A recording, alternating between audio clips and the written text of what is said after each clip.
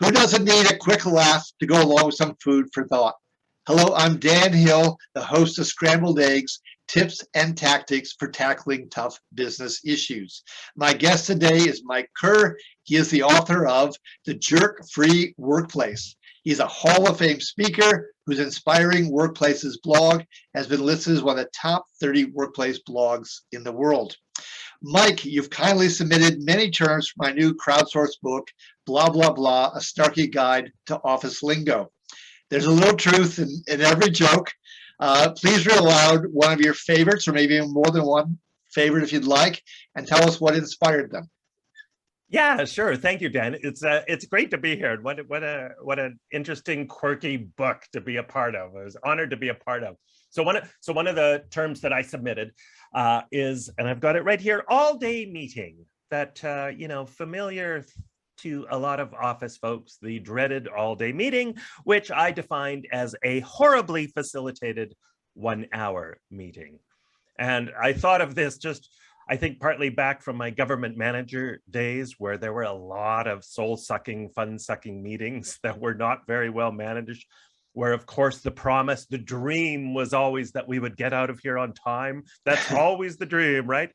Dan, we're just going to be half an hour. Oh, this meeting, we'll be done really quick with this meeting, 45 minutes, and 3 hours or all day later, you're still trapped in this soul-sucking, fun-sucking meeting. So that was my inspiration. And I'm a big believer. I speak and write a lot about the importance of getting your meetings right, that meetings should be fun and they should not be soul-sucking places.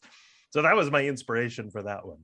Absolutely. I've been in those meetings, believe me. And I had a colleague used to say, let's imagine that you wouldn't have to come in on Friday if you had no meetings. Imagine how quickly the number of meetings would decrease, because we know so many that really don't need to be held. And if they are held, can be done far better, certainly. Oh, absolutely. I'm a huge fan of organizations going on meeting diets, right? I think you have to go on a meeting diet. We need to have more conversations and less meetings. And I love how a lot of organizations are having meeting-free days where they say, no, we are not booking any meetings with anyone. You're not allowed to book a meeting on Wednesday or whatever day you choose.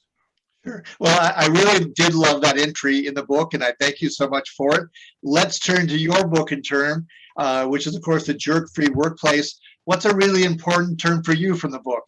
Well, it's probably right there in the title because I use the word jerk a lot. And of course, that requires some definition, some explanation, because I think everybody has a different idea of what a jerk is. In fact, when I first started writing the book, one of the first things I did was just look to see how many synonyms there are for the term jerk. It turns out there are more than 50, Dan, more than 50, like jackass, nincompoop, moosehead, I think even is one of them. So there's all sorts of ways to describe a jerk, as I point out in the book. So I think you have to have a clear definition in your workplace, on your team, just what is a jerk and what isn't a jerk, what is jerk-like behavior and what's perhaps not jerk-like behavior that we might mistakenly think is jerk-like behavior.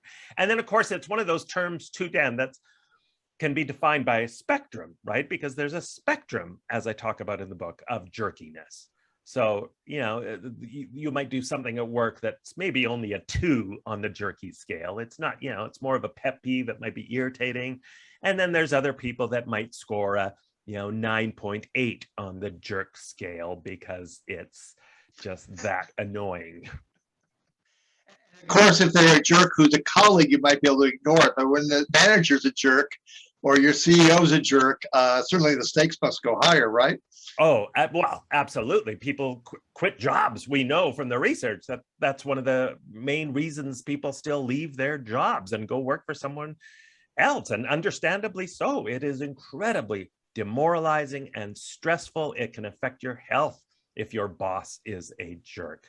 And so I do talk about that in the book as well, about some conversation frameworks even that I provide to have with your boss. If you think your boss is being a jerk, you need to have the courage to sit down and have a real heart-to-heart conversation with your boss and try your best to manage the situation, or at the very least manage your reaction to it.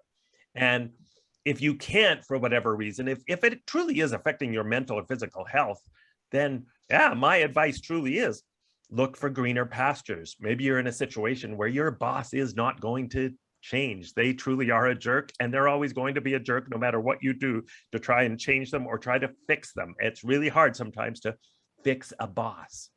No, it certainly is. Do you have one more additional tip or tactic? You talk about trying to frame these conversations with a manager who probably won't change, but do you have anything else you want to quickly recommend to listeners? Yeah, one of the things I recommend is just kind of a soft, gentle way of introducing this topic and some of the behaviors is to share, as I do in my book, share some of those survey results, poll results, top 10 lists of the top 10 pet peeves or annoying behaviors that upset people in the workplace or in an office. Because then that becomes an easy way of highlighting behaviors without pointing anyone else. So you don't have to have that awkward conversation with Bob. Maybe Bob will see the survey, or do your own survey even with your team, right? Do it on a regular basis. Hey, what's everybody's pet peeves right now? And that's just, I think, a really safe way to raise awareness about some of those issues that some people, let's face it, they just don't even know they're doing things that are annoying the heck out of their coworkers. Yeah, no, that makes sense to me. I want to thank you so much, Mike, for being my guest here on Scrambled Eggs. This has been episode number 25. I'm Dan Hill, the author of Blah, Blah, Blah, A Snarky Guide to Office Lingo. Thanks so much, Mike. Thank you. Thank you, Dan. It was great to be here. Thank you. Okay.